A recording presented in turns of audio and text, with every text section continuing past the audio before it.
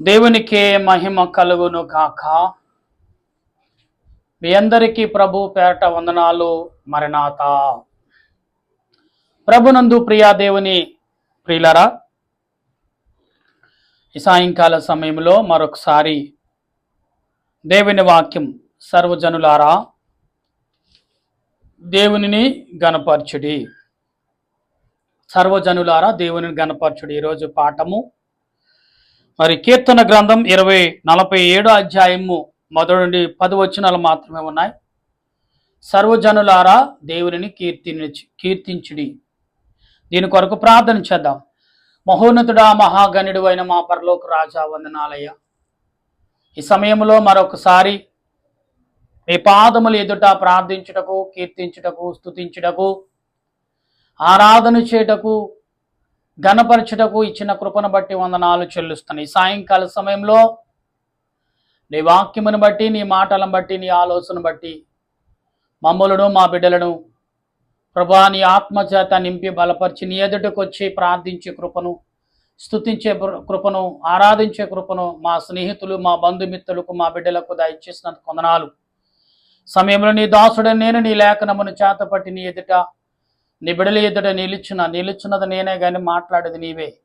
ఎందుకంటే నేను మాట్లాడితే ఎవరికి అర్థం కాదు కనుక నీ దాసుడు నన్ను నీ సిలువు చాటును మరుగుపరిచి నా కంఠస్వరిని బోరగా వాడుకుని మీరే నీ బిడ్డలతో త్వేటగా, విఫలముగా, వివరముగా ప్రకటించమని, బోధించమని ఆత్మరూపుడు రక్షణకర్త అని యేసుక్రీస్తు పరిశుద్ధమైన నామములు అడిగి బ్రతిమాలి ప్రార్థిస్తున్నాను పరమ తండ్రి, ఆమేన్. మన తండ్రి అయిన దేవుని సహాయము మనకు తోడుగా ఉండి ముందుకు నడిపించును గాక, ఆమేన్.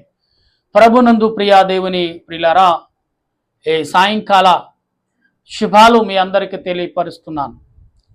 ఎందుకంటే సర్వజనులారా దేవునిని కీర్తించుడి, సర్వజనము అంటే ప్రజలారా దేవునిని మహిమపరచుడి, దేవునిని కనపరచుడి అనే మాటను ఇక్కడ మనకు కనబడుతుంది.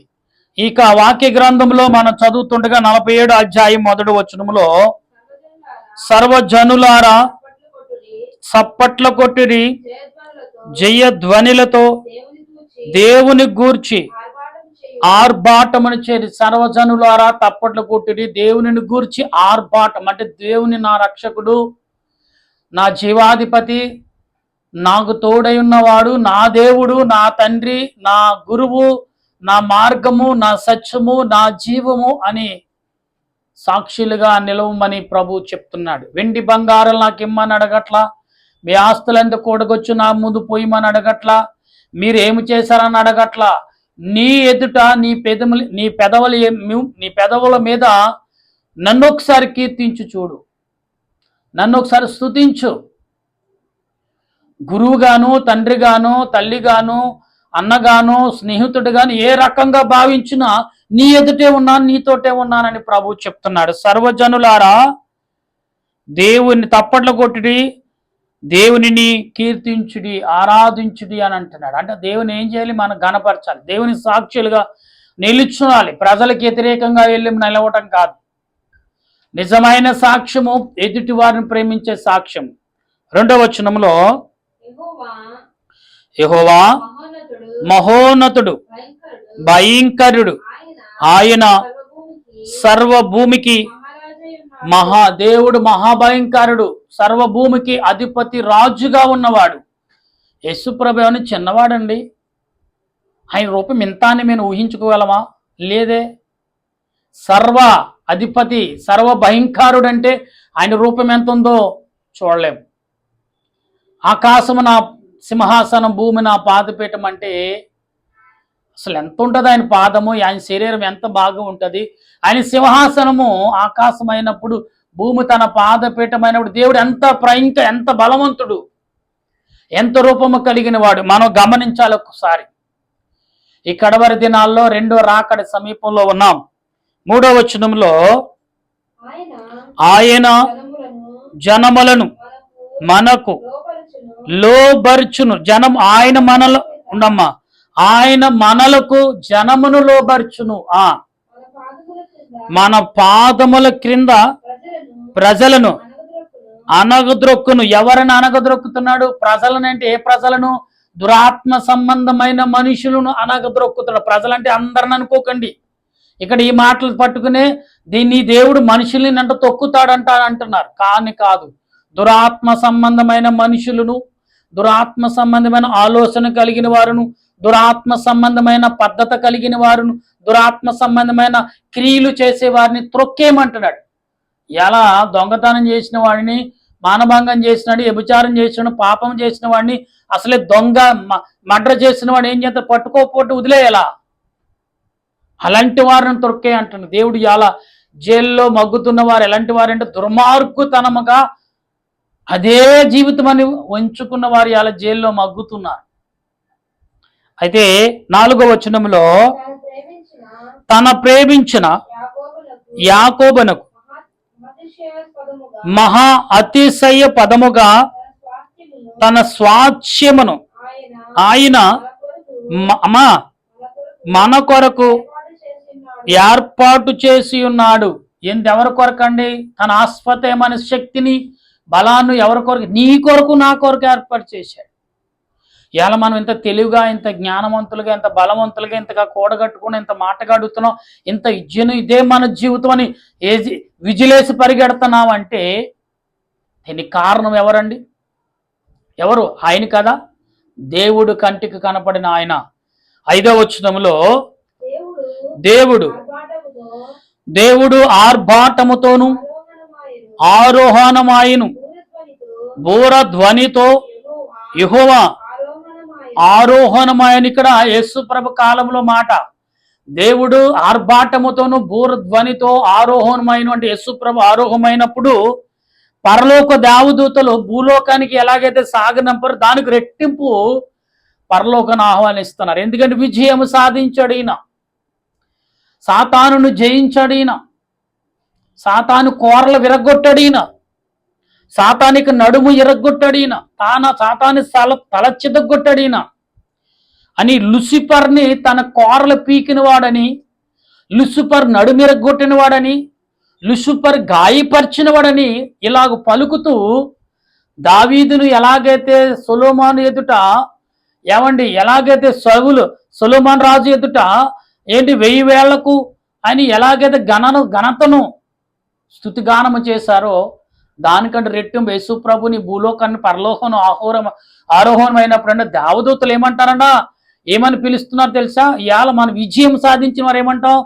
శత్రువును జయించును రాజు వచ్చుచున్నాడు హో అంటాం, లేకపోతే విజయం సాధించిన నాయకుడు అంటాం, దేశానికి మేలు చేసిన నాయకుడు అంటాం.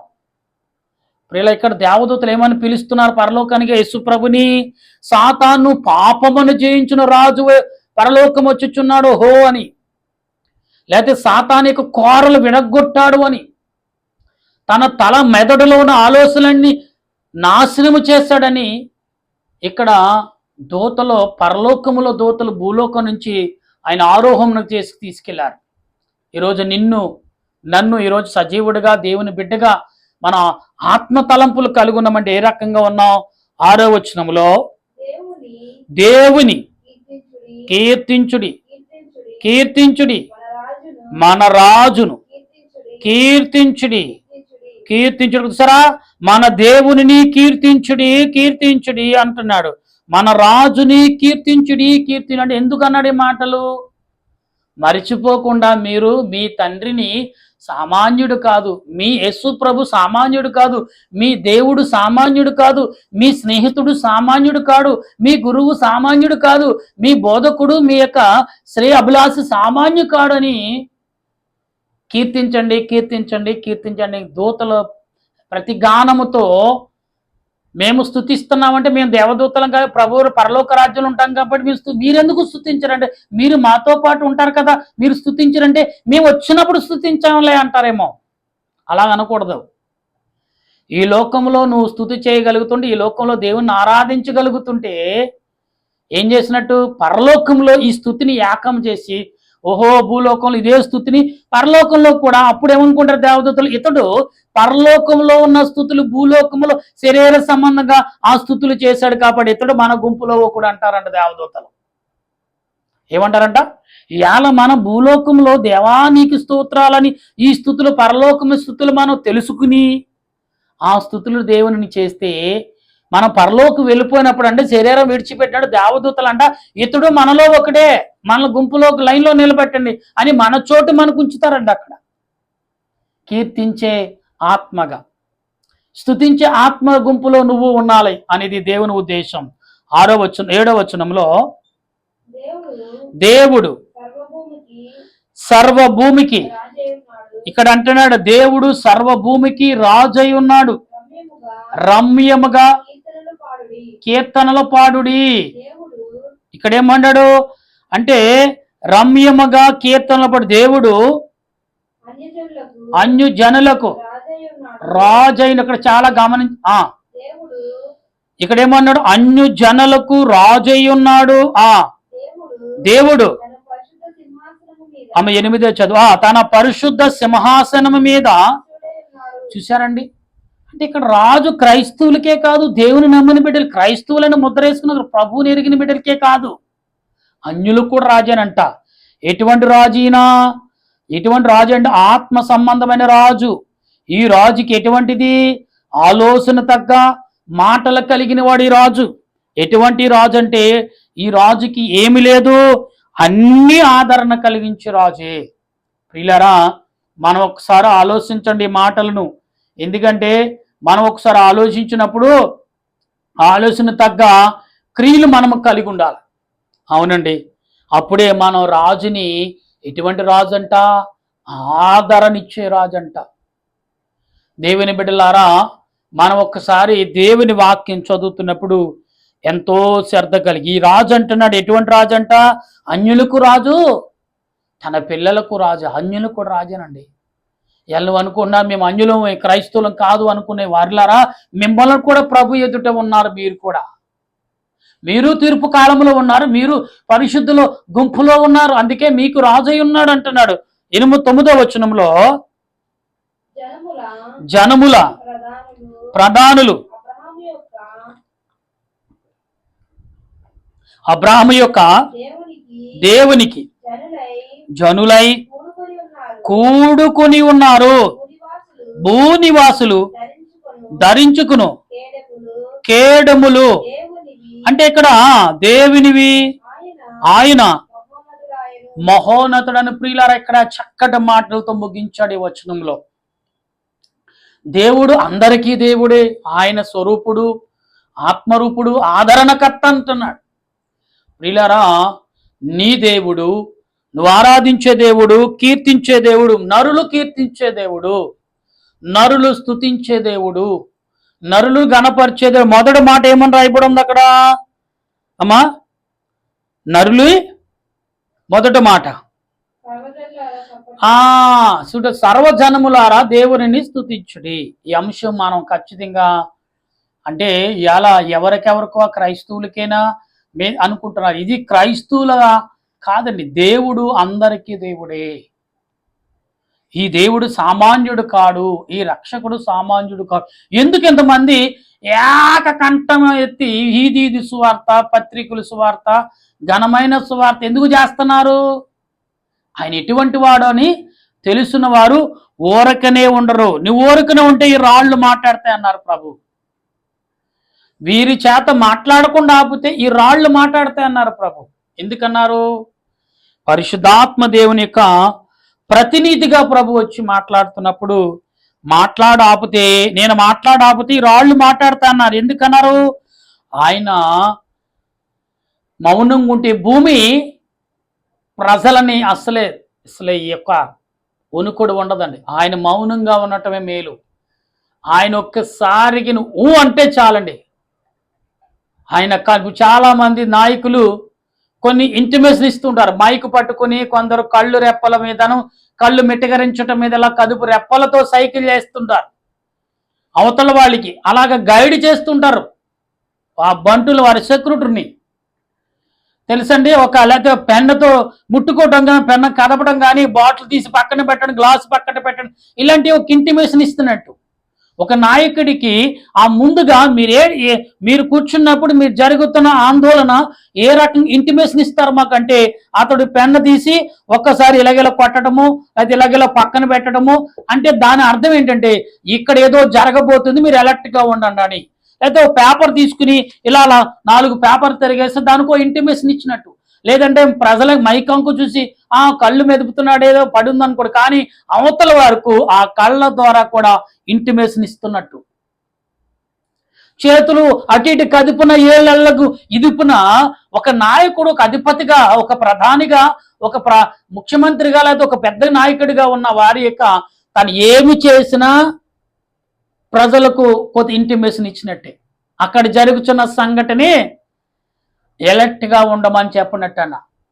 ఇలాగ దేవుడు పరలోకమైన దేవదూతలతో మనకి ఏ ఇంటిమేషన్ ఇస్తారంటే స్తుతి అనే ఇంటిమేషన్. ఇవాళ నాయకులు ఇలాగెలా కదిపితే అలాగెలా చేస్తే ఇంటిమేషన్ దొరుకుతుంది, వారు ఎలర్ట్ అయిపోతారు. కానీ ఇక్కడ దేవదూతలు ఏమన్నారు, నువ్వు స్తుతి చేస్తే పరలోకంలో దేవదూతలు తెచ్చి నీకు అలర్ట్ గా రక్షణ కంచుగా నీకుంటారు. అగ్ని కంచుతో ఉంటారు. మామూలు కత్తులు కాదు, అగ్ని కట్టకాలతో పట్టుకుని ఉంటారంట. ఆనాడు ఏదోను తోట బయట ఏమండి మరలా తోటలోకి ఆదాము వెళ్తుంటే అగ్ని ఖడ్గదూతలు ఆపునట్టుగా ఈనాడు సాతానుగాడు నీ చుట్టూ ఒకవేళ ఉన్న దేవదూతలు అగ్ని ఖడ్గాలతో నీ చుట్టూ కాసేస్తారంట.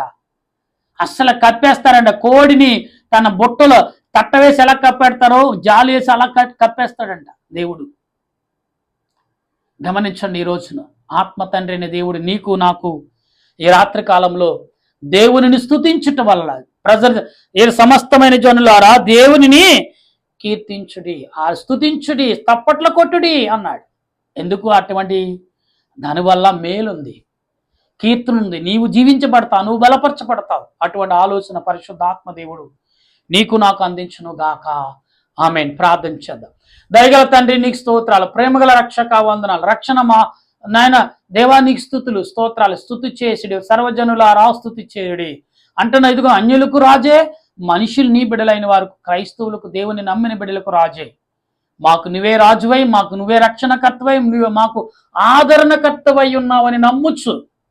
ప్రభువును రక్షకుడనే యేసుక్రీస్తు యొక్క పరిశుద్ధమైన నామములు అడిగి ప్రార్థన చేయుచున్నాను పరమ తండ్రి.